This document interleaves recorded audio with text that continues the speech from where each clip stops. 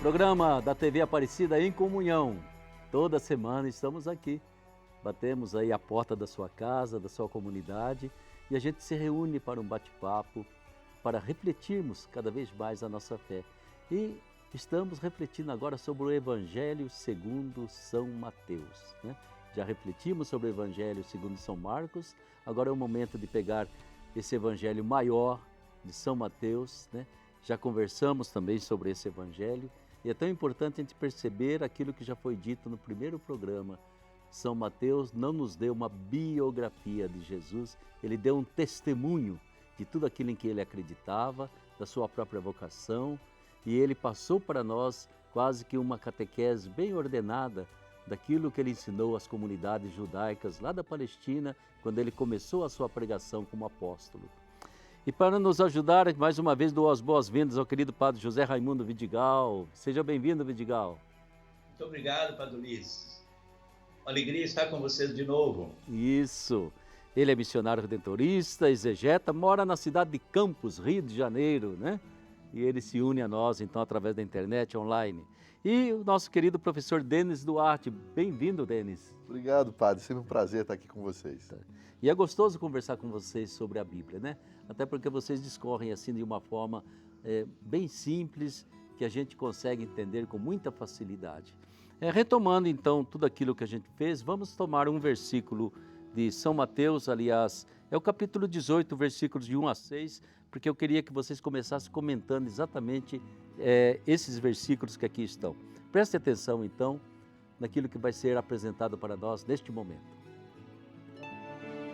Naquele momento, os discípulos vieram a Jesus com esta pergunta: Quem é o maior no reino dos céus?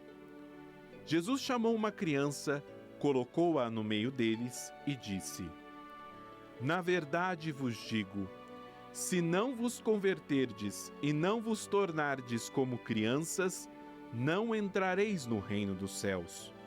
Portanto, aquele que se fizer pequeno como esta criança é o maior no reino dos céus.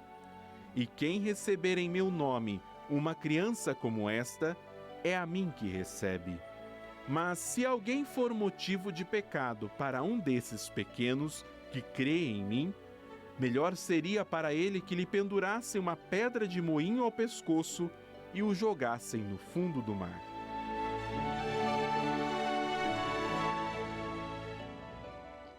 Aí está um texto maravilhoso. Eu só tenho medo do finalzinho desse texto, porque ele ameaça seriamente a gente. Padre Vidigal, como que ecoa em você exatamente esse texto de São Mateus? É impressionante como é central na igreja cristã o serviço, né? A humildade, não querer os primeiros lugares. E Jesus pergunta, né, quem é o maior é aquele que serve. Assim como ele veio para servir, não para ser servido. Então a nossa lei fundamental não é buscar a honra, a glória, o poder, é o contrário, né? Jesus, portanto, nunca foi uma ameaça para o povo romano, para o povo judaico, nem para os imperadores romanos. Ele não veio buscar glórias, ele veio servir. E é maior aquele que serve. Exatamente, né? Denis, a gente sabe que a criança não tinha muita importância na sociedade, né?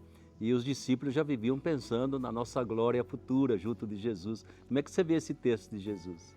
Como o senhor disse, né, a criança não era considerada. Tanto que, geralmente, quando as crianças se aproximavam de Jesus, o que os discípulos faziam? Tentavam espantar as crianças de perto de Jesus. Isso não deixa que elas venham a mim. É Jesus, Padre, invertendo a nossa lógica.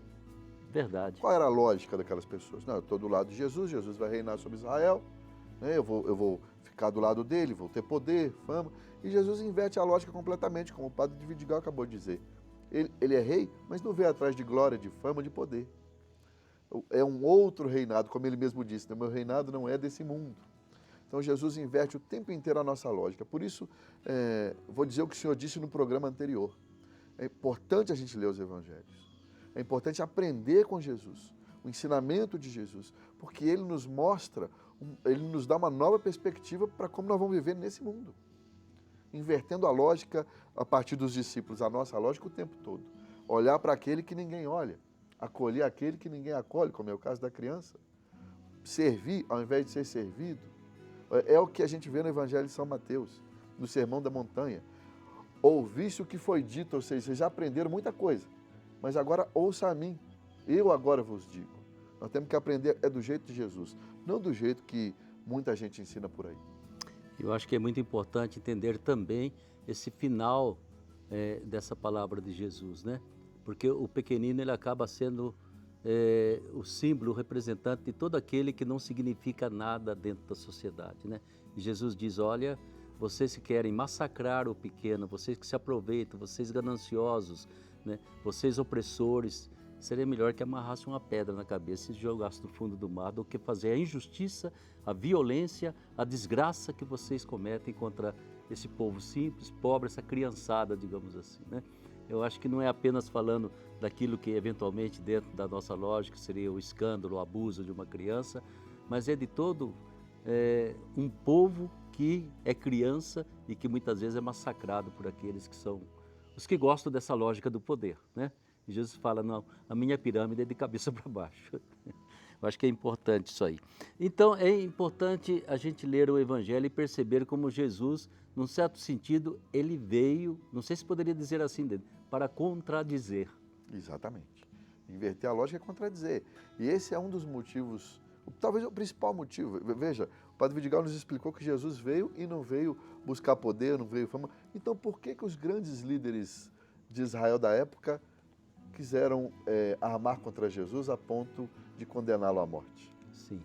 Porque ele veio contradizer realmente essas pessoas para dizer, estão ensinando do jeito errado, estão vivendo do jeito errado.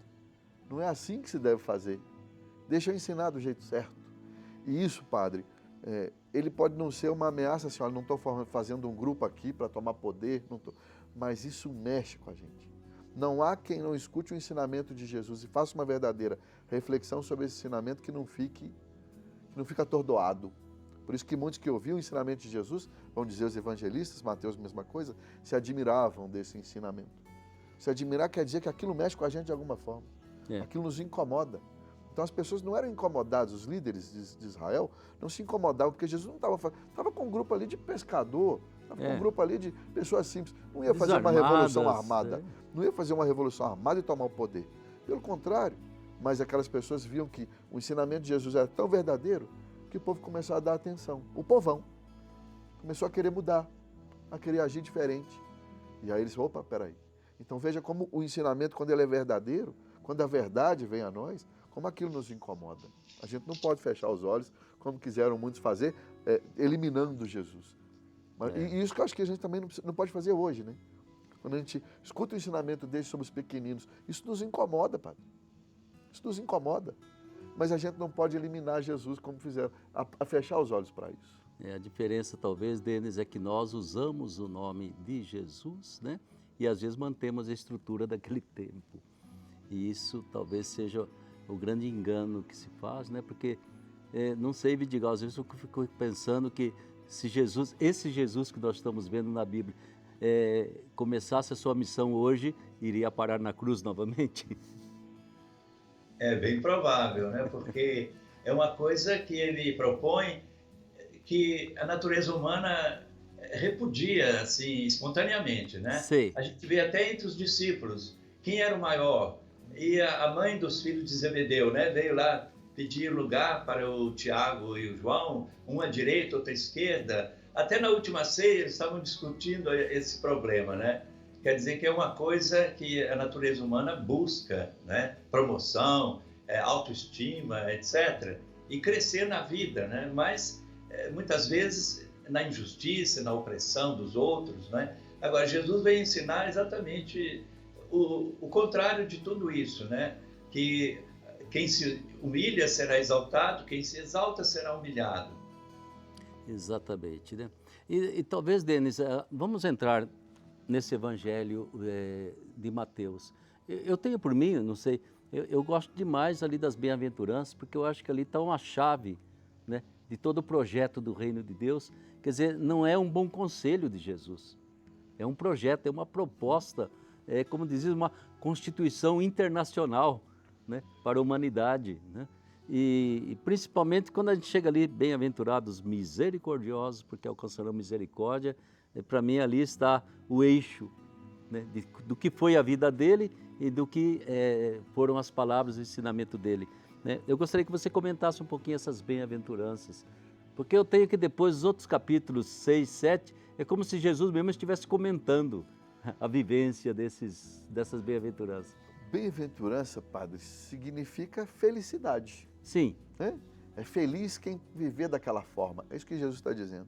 Porque a gente pode ter a impressão de que porque Jesus inverte a nossa lógica, porque o ensinamento de Jesus muitas vezes nos incomoda quando ele fala dos pequenos, a gente pode ter a falsa impressão de que seguir Jesus é algo difícil e algo que vai me fazer ficar triste. Que não vai me realizar, porque Sei. eu não vou estar em busca daquilo que, como disse o padre Vidigal, faz parte da natureza humana. Eu não vou buscar fama, não vou buscar poder. Parece que então eu vou viver triste. Não, Jesus está dizendo, ele começa esse grande discurso, como o senhor disse, né? Um grande ensinamento, ele começa dizendo, felizes são aqueles que vivem daquele jeito que eu vou ensinar, desse jeito que eu vou ensinar. Então ele dá um ensinamento sobre a felicidade. Claro, Jesus vai ensinar sobre a real felicidade, a verdadeira felicidade. Não aquela ilusória de quem busca riqueza, de quem busca fama, quem busca poder. Mas de quem vive, como nós já dissemos, o serviço. Quem vive no amor ao próximo, no amor a Deus e no amor ao próximo. Tanto que os capítulos subsequentes, né, do próprio sermão da bem-aventurança. Primeiro ele fala da felicidade, mas também depois ele fala de momentos de dificuldade, fala do papel dele mesmo, Jesus, do papel do discípulo, do que eles vão enfrentar. Fala sobre tudo isso nesse bloco, mas abre esse bloco, e o título é esse, né? A felicidade, as bem-aventuranças, um caminho de felicidade. Exatamente. Padre Vidigal, uma coisa que sempre chama a minha atenção, exatamente na continuação, ele proclama as bem-aventuranças, né? E na continuação há uma expressão de Jesus que dá a impressão que ele invalida determinadas coisas do Antigo Testamento. Eu, porém, vos digo, né? Esse eu, porém, como que você explica para nós? Jesus está reinterpretando a lei mosaica, né? Sim. A gente vê claramente que ele está citando o que era considerado lei e, ao mesmo tempo, dizendo, eu, porém, vos digo, aprofundando aquela lei. Por exemplo, ele começa dizendo, não matarás, está na lei. Mas Jesus diz que não é somente o ato físico que é proibido, é também o ódio, o pensamento, o rancor. Daí que nasce depois, pode nascer o ato, né? A mesma coisa, não adulterarás, não cometerás adultério. Mas Jesus diz que o pensamento também, o desejo também já é pecado. E principalmente Jesus fala, olho por olho, dente por dente, está na lei. Era assim. Ao menos literalmente, né? Talvez não era praticado dessa maneira, mas a gente vê como a lei era considerada. Então Jesus diz, não, violência, acabar com violência é impossível. Se a pessoa não perdoa, amai vossos inimigos será o ponto alto da lei, né? Que ele veio trazer para renovar aquele costume dos judeus. Sim, eu creio que é importante a gente perceber, então, que Nosso Senhor, ele propõe um caminho que é de santidade. Eu costumo dizer que as bem-aventuranças foi o primeiro ato de canonização que houve. Jesus olhava aquele povão, né, olhando para ele, escutando o que ele falava, pobre, precisa multiplicar os pães. E ele fala, não, vocês são felizes. Não é aquela turma que está no palácio, não. São vocês, né? Ele está canonizando, digamos assim, esse mundo de pessoas que corriam atrás dele, como ovelhas sem pastor. E para mim é muito importante, então, perceber, eu queria que vocês comentassem um pouquinho, exatamente, Padre Vidigal já fez referência, essa justiça. A justiça dentro do Evangelho é mais do que simplesmente a justiça social. Sim, é uma justiça que é completa. Sei. É a justiça social, sim, é a justiça da reta vida, de levar a vida retamente, é a justiça de amor a Deus, a justiça de fato viver a lei. Sim.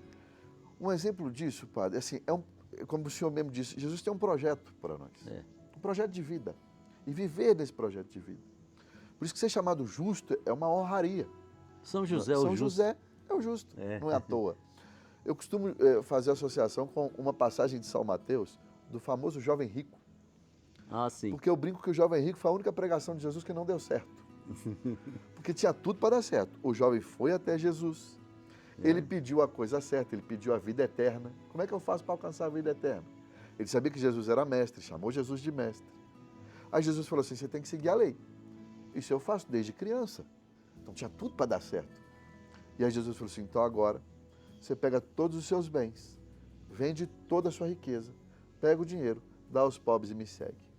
E o texto diz que, ao contrário da bem-aventurança que é a felicidade, aquele jovem foi embora triste. Quando eu fui estudar a fundo esse texto, eu vi que esse jovem poderia, inclusive, não ser rico, apesar de nós chamarmos de jovem Sim. rico. Porque, na verdade, ele tinha um projeto na vida dele de riqueza. Por isso que ele não conseguiu entrar no caminho de Jesus, se converter a isso, sair do seu caminho e entrar no caminho de Jesus. Ele já tinha um caminho definido. E não dá, como Jesus ensinou no próprio Evangelho de São Mateus, para seguir dois senhores. Não é possível amar a Deus e as riquezas. É uma escolha, é um projeto no Evangelho de São Mateus.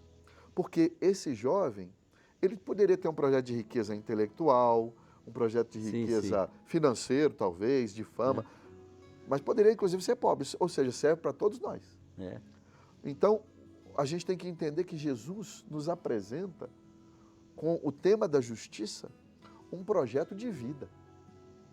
Por isso que esse jovem, a gente sabe que ele foi embora triste, diz o texto, porque ele não viveu a felicidade das bem-aventuranças, mas é uma escolha, Padre. É uma escolha que dentro da nossa liberdade a gente tem que fazer, e o Evangelho de São Mateus nos convida. Exatamente isso. É exatamente assim, não é, o Vidigal, essa questão dessa palavra que São Mateus usa tanto, justo, justiça do reino de Deus. São João, quando ia batizar Jesus, ele não queria, porque falou, sou eu que devo ser batizado. Aí Jesus falou, olha, é preciso cumprir toda a justiça. E nesse sentido, Jesus resume sua vida, né? Cumprir a vontade do Pai. Em São João, evangelista, ele diz, meu alimento é fazer a vontade do Pai, é para isso que eu vim. Então, a justiça aí, nesse caso, é seguir o caminho do Pai, que é construir o reino, né? Um reino de amor, de união, de fraternidade, o reino, afinal de contas, do serviço aos irmãos, né? Esse é o reino dos céus. Em São Mateus, né? E nos outros evangelistas, reino de Deus, mas, ao mesmo tempo, nós temos em São Mateus aquilo que é o caminho para o céu na pessoa de Jesus, o rei, o que veio trazer a felicidade. Como diz o professor Denis, né? As bem-aventuranças são o caminho da felicidade. A gente vê o povo simples aí, eu sou pobre, mas eu sou rico da graça de Deus. E isso, para mim, é o céu.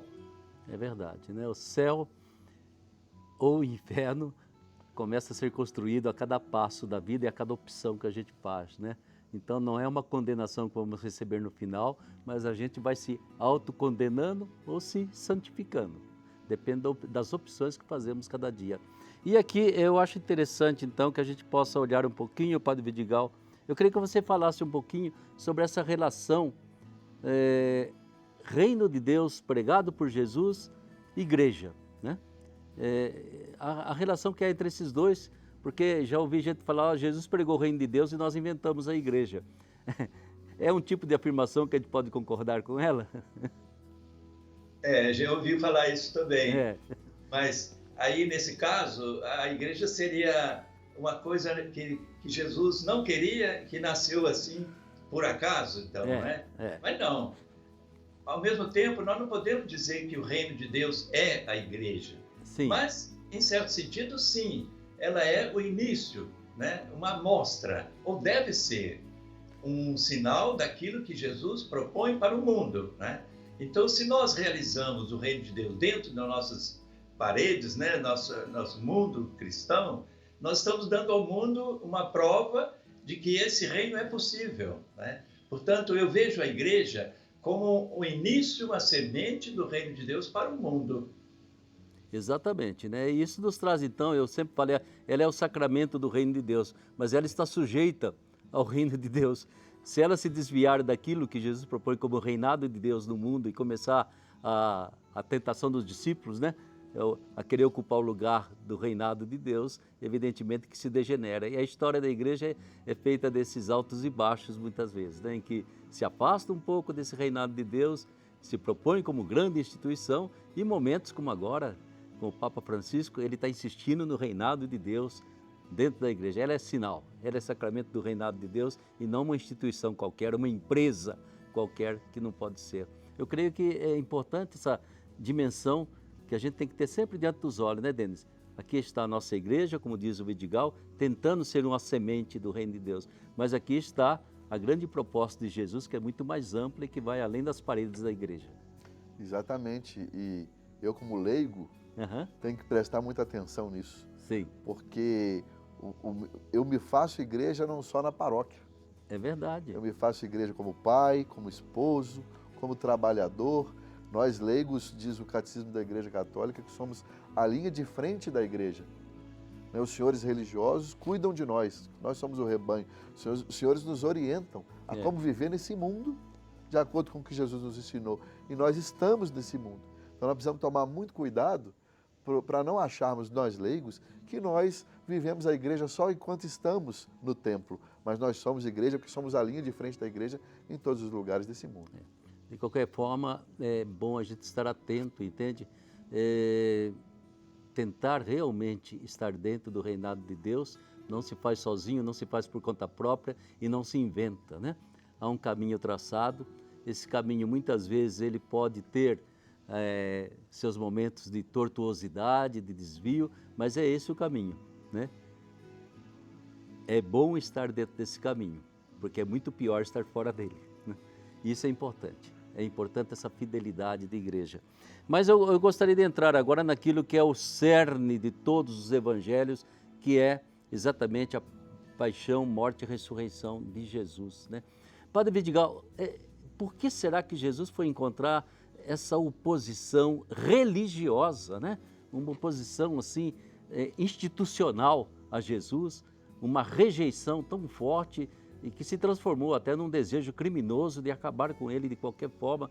É algo que sempre representa uma situação difícil de entender. Pessoas preparadas, séculos a fio, na promessa, na oração, em tudo aquilo que era o povo de Deus da primeira aliança, e de repente os representantes do tempo de Jesus são aqueles que o rejeitam mais violentamente.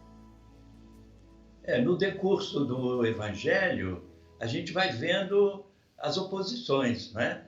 Eu vi, por exemplo, nós tratamos do capítulo 3 de São Marcos, já quando Jesus diz que está violando o sábado na mente deles lá, ele é ameaçado de morte, né? Eles querem excluir Jesus por causa de um sábado, né? E depois, é claro que outras acusações viriam, que ele é contra o templo, que ele não paga o tributo a César, e várias acusações mostrando que Jesus, para os judeus, era um desobediente à lei, né, que não respeitava as grandes instituições, né, que é a lei, o templo, a aliança, e está propondo um caminho diferente. E para os romanos ele seria um perigo também, porque, por exemplo, no dia da entrada triunfal em Jerusalém, ele é aclamado como filho de Davi, como rei de Israel, como aquele que vem salvar o povo. Então, Jesus aceita essa homenagem, né?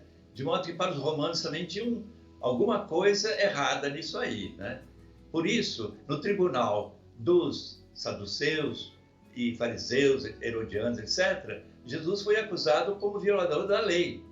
Mas diante dos romanos, Pilatos, portanto, ele foi acusado como inimigo dos romanos, né? Como um perigo para César.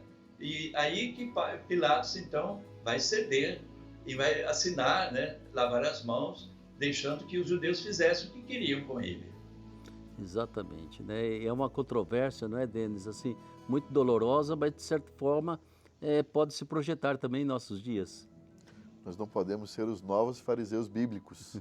Verdade. Né? Não podemos, porque, como a gente disse, né, se Jesus inverte a lógica, como o padre Vidigal colocou, ele dá uma nova interpretação da lei que já era vivida.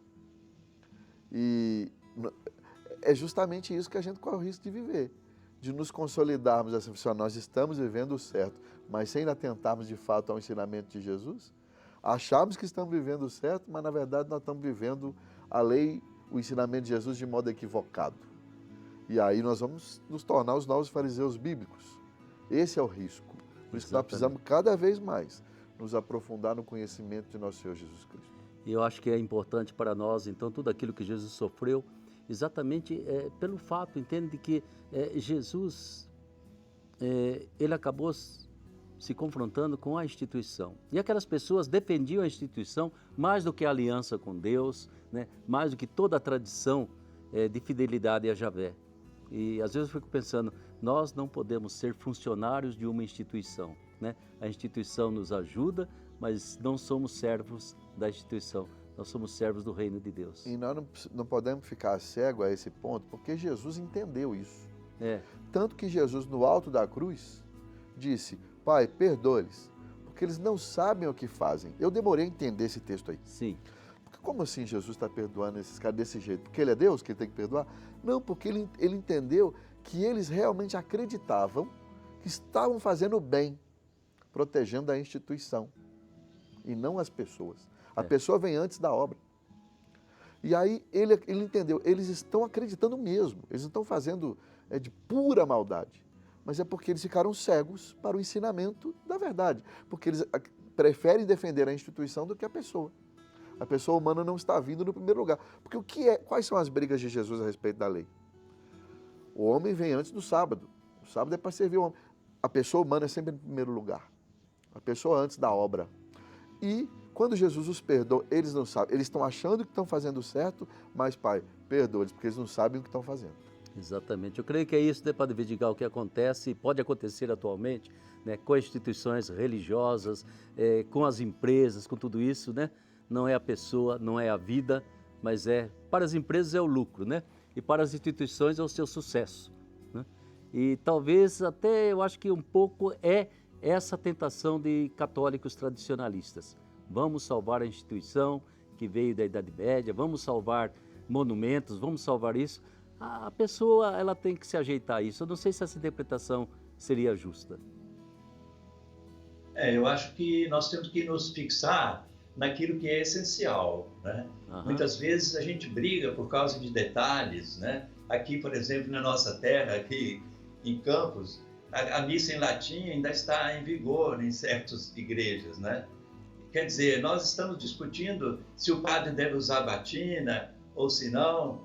A gente fica preso a coisas acidentais, afinal, não é? Isso não é o essencial. Jesus disse, como foi falado aí também, ele vai nos julgar a respeito da caridade, né? O amor ao próximo é o seu mandamento. Amai-vos como eu vos amei é a nossa regra, né? E tudo o mais é, assim, acessório. Claro que há coisas essenciais, né? Mas há uma gradação. E nós temos que guardar o essencial e relativizar aquilo que não é. Exatamente, né? Nós já estamos nos minutos finais, mas eu gostaria ainda que a gente tocasse daquilo. Afinal, Jesus, com tudo isso que aconteceu, ele foi o vitorioso. Ou seja, Deus deu razão a ele. É ele que é o caminho, é ele que é a verdade, é ele que é a vida. O resto tudo é enfeite e pode dispensar. Qual o significado nesse sentido em Mateus da Páscoa, da ressurreição de Jesus? Jesus venceu a morte, então a justiça venceu a injustiça. Sim. Se o tema central para nós é a lei e a justiça que é Jesus, o justo, venceu a injustiça. Que a verdade sempre vence, a vida sempre vence, a justiça sempre vence, se estamos com o nosso Senhor Jesus Cristo. E essa é a Páscoa de Mateus, né? Vidigal, quando você olha essa narrativa toda, que foi a paixão, a morte e a ressurreição de Jesus, o que é que brota para nós mais fortemente do Evangelho de Mateus? Me impressiona muito o início e o fim. Jesus é chamado Emanuel logo no início, porque a Virgem conceberá, dará à luz um filho, seu nome será Emanuel, Deus conosco. E a última palavra de Jesus, eu estarei convosco todos os dias.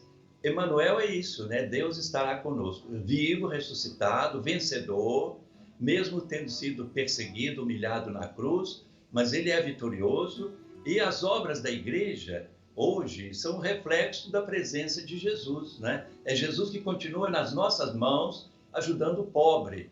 Portanto, nós damos a ele o meio de continuar fazendo seus milagres, a multiplicação dos pães, por exemplo. É tão importante, então, que a palavra de Deus, e eu não digo a Bíblia, mas eu peço para você, por amor de Deus, eu até falava para a pessoa, comece por Marcos, passe para os outros evangelistas e não deixe, por amor de Deus, de estar com o evangelho aberto. Os outros textos todos são valiosíssimos, desde que eles sejam lidos com esse par de óculos que são os evangelhos que nós temos. Aí sim, a gente compreende tudo mais que é palavra de Deus para nós. Denis, mais uma vez, muito obrigado pela sua participação. Obrigado, padre, é sempre um prazer. Isso, é uma alegria. Padre Vidigal, muito obrigado, Deus lhe pague, falando conosco desde Campos. Obrigado a você também, Padre Luiz, professor Denis. Muito obrigado. Isso, e para você então, fica aí, não esqueça, essa é a Bíblia do Padre Vidigal, né? A inspiração não é dele, mas foi ele que traduziu e eu gosto demais da tradução e até dos comentários que faz o Padre Vidigal, porque ela chega até nós e nós compreendemos bem a Bíblia de Aparecida. Fique com Deus, minha gente, muito obrigado por tudo aquilo que você tem sido assim, parceiro, está ao redor da nossa mesa e vai constantemente nos ajudando a entender o que Jesus deseja de nós. Fique com a bênção de Nossa Senhora Aparecida. Até a próxima semana, se Deus quiser.